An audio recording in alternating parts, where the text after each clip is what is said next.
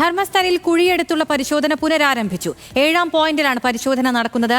അന്വേഷണ സംഘത്തോടൊപ്പം സാക്ഷിയുമുണ്ട്. വിവരങ്ങളുമായി സരീഷ് ഉണ്ട് ധർമ്മസ്ഥലയിൽ നിന്ന്. സരീഷ്, തിരച്ചിൽ ഇപ്പോഴും പുരോഗമിച്ചുകൊണ്ടിരിക്കുകയാണ്. സാക്ഷി കൂടി ഒപ്പം എത്തിയിട്ടുണ്ട്. എന്തൊക്കെയായിരിക്കും ഇന്നത്തെ നടപടികൾ? ഇന്നലെ അസ്ഥിഭാഗങ്ങൾ ലഭിച്ചിരുന്നു, അതിന്റെ സ്ഥിരീകരണം ഇന്നുണ്ടായിട്ടുണ്ട്. വിശദാംശങ്ങൾ.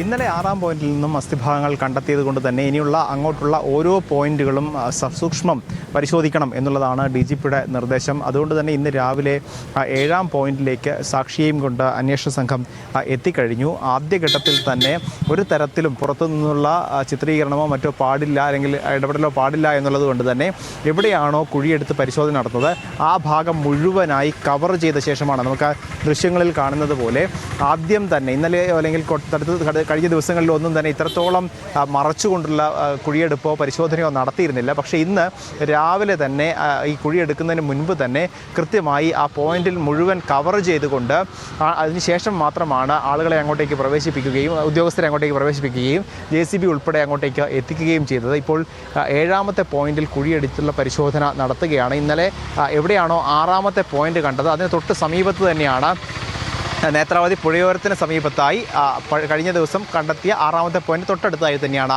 7ാമത്തെ പോയിന്റുമുള്ളത്. അവിടെ കുഴിയെടുത്തുള്ള പരിശോധനയാണ് ഇപ്പോൾ നടക്കുന്നത്. JCB ഉപയോഗിച്ചുള്ള പരിശോധന നേരത്തെ തന്നെ ആരംഭിച്ചിരുന്നു. അതുകൊണ്ട് തന്നെ ഏതാണ്ടൊരു 2 മുതൽ 3 അടി വരെ താഴ്ചയിൽ ഇതിനോടകം തന്നെ മണ്ണെടുത്തിട്ടുണ്ട് എന്നാണ് മനസ്സിലാക്കുന്നത്. പക്ഷേ അപ്പോഴും സാക്ഷി പറയുന്നത് ഈ ഭാഗത്ത്, അതായത് ഇന്നലെ പുഴ കയറിയ അല്ലെങ്കിൽ കഴിഞ്ഞ പ്രളയത്തിൽ പുഴ കയറിയ അതേ ഭാഗമായതുകൊണ്ട് തന്നെ ആഴത്തിലുള്ള പരിശോധന അനിവാര്യമാണ്. അതോടൊപ്പം തന്നെ കുറച്ചുകൂടി മലയോട് ചേർന്നുള്ള അല്ലെങ്കിൽ കുന്നിനോട് ചേർന്നുള്ള ഭാഗം കൂടി പരിശോധിക്കണം എന്നൊരാവശ്യം കൂടി ഈ സാക്ഷി പറഞ്ഞിട്ടുണ്ട്. അതിൻ്റെ അടിസ്ഥാനത്തിൽ പരിശോധനയാണ് ഇപ്പോൾ നടക്കുന്നത്. അതോടൊപ്പം തന്നെ DGP ഇന്ന് നൽകിയ നിർദ്ദേശം എന്ന് പറയുന്നത് ഇന്നലെ ഈ മൃതദേഹ അവശിഷ്ടങ്ങൾ അല്ലെങ്കിൽ അസ്ഥിയുടെ ഭാഗങ്ങൾ കണ്ടെത്തിയിട്ടുള്ളത് കൊണ്ട് തന്നെ ഒരു തരത്തിലുള്ള വീഴ്ചയും ഉണ്ടാവരുത്. കൃത്യമായി എവിടെയാണോ സാക്ഷി കുഴിക്കാൻ പറയുന്നത് അത് സസൂക്ഷ്മം, ഒരു തരത്തിലുള്ള ധൃതിയും വേണ്ട. ഏത് രീതിയിലുള്ള പരിശോധനയാണോ നടത്തേണ്ടത്, മണ്ണ് എടുത്തുള്ള പരിശോധന നടത്തണമെങ്കിൽ അങ്ങനെ, അഥവാ അല്ലെങ്കിൽ ആളെ കൊണ്ട് മാത്രം, അതായത് JCB ഉപയോഗിക്കാതെ മാൻ പവർ ഉപയോഗിച്ചാണ് കുഴിക്കണം എന്നൊരു നിർദ്ദേശമാണ് സാക്ഷി പറയുന്നതെങ്കിൽ അത് ചെയ്യണം എന്നൊരു നിർദ്ദേശമാണ്. എന്തായാലും 7ാമത്തെ പോയിന്റുള്ള പരിശോധന തുടരുന്നു. അതിനിടയിൽ തന്നെ ഇന്നലെ അസ്ഥിയുമായി ബന്ധപ്പെട്ട് ഇന്നലെ നിരവധി അസ്ഥി കിട്ടിയിരുന്നു. അത് മനുഷ്യൻ്റേതാണെന്ന് സ്ഥിരീകരിക്കുന്നു. അതോടൊപ്പം തന്നെ പല്ലും തുടയലും താടിയലിൻ്റെ ഭാഗവുമാണ് ലഭിച്ചിട്ടുള്ളത് എന്നൊരു സ്ഥിരീകരണത്തിലേക്കും വരുന്നു. പക്ഷേ കാലപ്പഴക്കം അത് മുഴുവൻ ഒരേ വ്യക്തിയുടെ തന്നെയാണോ, അതോടൊപ്പം തന്നെ എങ്ങനെയാണ് കൊല്ലപ്പെട്ടത് തുടങ്ങിയ കാര്യങ്ങളിൽ ഇപ്പോഴും ഒരു വ്യക്തത വരേണ്ടതുണ്ട്. ആ കാര്യങ്ങളെല്ലാം തന്നെ ഫോറൻസിക് ബാംഗ്ലൂരിലേക്ക് അയച്ച് ഫോറൻസിക് പരിശോധന കൂടി നടത്തി വരികയാണ്. എന്തായാലും 7ാമത്തെ പോയിന്റ് മുതൽ 13 വരെയുള്ളത് നിർണായകമാണ്. അതിൽ 7ാമത്തെ പോയിന്റിലാണ് ഇപ്പോൾ പരിശോധന നടത്തി വരുന്നത്. സരീഷ്, നേരത്തെ കണ്ടെത്തിയിട്ടുള്ള അസ്ഥിഭാഗങ്ങൾ സംബന്ധിച്ച് എന്തൊക്കെ വിവരങ്ങളാണ് പോലീസ് പുറത്തുവിടുന്നത്? ഇന്നലെയാണ് 15 കഷ്ണങ്ങൾ അല്ലെങ്കിൽ അസ്ഥിയുടെ 15 ഭാഗങ്ങൾ ലഭിച്ചത്. അതിലേറ്റവും നിർണായകമായത് ഈ തുടയലിൻ്റെയും അതോടൊപ്പം തന്നെ താടിയലിൻ്റെയും ഭാഗങ്ങൾ ഉണ്ട് എന്നുള്ളതാണ്. അതിൽ ഇന്നലെ ലഭിച്ചതിൽ 5 പല്ലുകൾ, അതോടൊപ്പം തന്നെ ശേഷിക്കുന്ന തുടയലിൻ്റെയും 2 താടിയലിൻ്റെയും ഭാഗങ്ങൾ ലഭിച്ചിട്ടുണ്ട് എന്നുകൂടി ഇന്നലത്തെ മഹസറിൽ പറയുന്നുണ്ട്. ചില ഭാഗങ്ങൾ, അതായത് നേരത്തെ ലഭിച്ച ചില ഭാഗങ്ങൾ, അത് ഏത് ഭാഗമാണ് എന്ന് സ്ഥിരീകരിക്കാൻ സാധിക്കാത്ത രീതിയിൽ പൊട്ടിപ്പോയിട്ടുണ്ട് അല്ലെങ്കിൽ നശിച്ചു പോയിട്ടുണ്ട്. അപ്പോൾ അത് കണ്ടെത്തണമെങ്കിൽ ഫോറൻസിക്കിൻ്റെ വിശദമായ പരിശോധന വേണം. അതോടൊപ്പം തന്നെ ആ പരിശോധനയ്ക്കൊപ്പം തന്നെയാണ് ഈ കാലപ്പഴക്കം ഉൾപ്പെടെയുള്ളവ കണ്ടെത്തുകയും ചെയ്യുന്നത്. അത് പ്രാഥമികമായ പരിശോധനയിൽ നടക്കില്ല, രാസപരിശോധന ഉൾപ്പെടെ നടത്തേണ്ടതുണ്ട്. അത് ബാംഗ്ലൂരിലേക്ക് കൊണ്ടുപോയതിന് ശേഷം അവിടെയുള്ള വിദഗ്ധരുടെ സാന്നിധ്യത്തിലായിരിക്കും ആ പരിശോധന നടക്കുക. സ്വാഭാവികമായും ഇന്ന് രാവിലെ അത് ബാംഗ്ലൂരിലേക്ക് കൊണ്ടുപോയിട്ടുണ്ട്. അവിടെ ആ രാസപരിശോധന ഉൾപ്പെടെ നടത്തണം. അതോടൊപ്പം തന്നെ DNA സാമ്പിളുകൾ ഉൾപ്പെടെ ശേഖരിക്കേണ്ടതുണ്ട്. പക്ഷേ ഇതാരുടെ മൃതദേഹമാണ് എന്ന കാര്യത്തിൽ ഇതുവരെ ഔദ്യോഗികമായി ഒരു സ്ഥിരീകരണത്തിലേക്ക് എത്താൻ കഴിഞ്ഞിട്ടില്ല. കാരണം ഇതിൽ പരാതിയുള്ള ആളാണോ, അല്ലെങ്കിൽ ഈ പഞ്ചായത്ത് അധികൃതർ പറയുന്നത് പോലെ നേരത്തെ ഇവിടെ സംസ്കരിച്ച മൃതദേഹമാണോ തുടങ്ങിയ കാര്യങ്ങളിലൊന്നും ഒരു വ്യക്തതയില്ല. അതുകൊണ്ട് തന്നെ DNA സാമ്പിളുകൾ ശേഖരിച്ച് വയ്ക്കുക.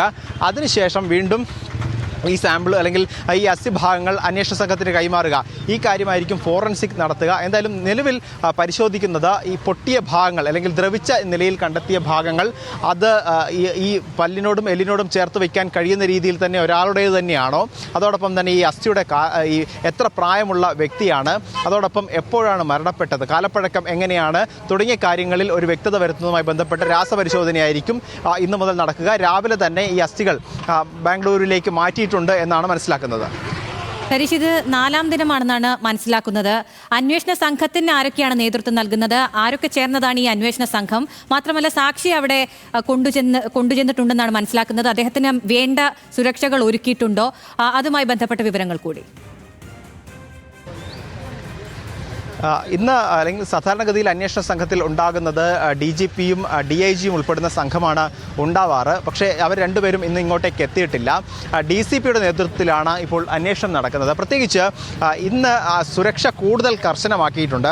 അതിന് പ്രധാന കാരണമെന്ന് പറയുന്നത് ഏതാണ്ട് പുഴയോട് അടുത്ത് നിൽക്കുന്ന അല്ലെങ്കിൽ റോഡിനോട് അടുത്ത് നിൽക്കുന്ന ഭാഗങ്ങളിലേക്ക് ഈ പരിശോധന എത്തിക്കഴിഞ്ഞു.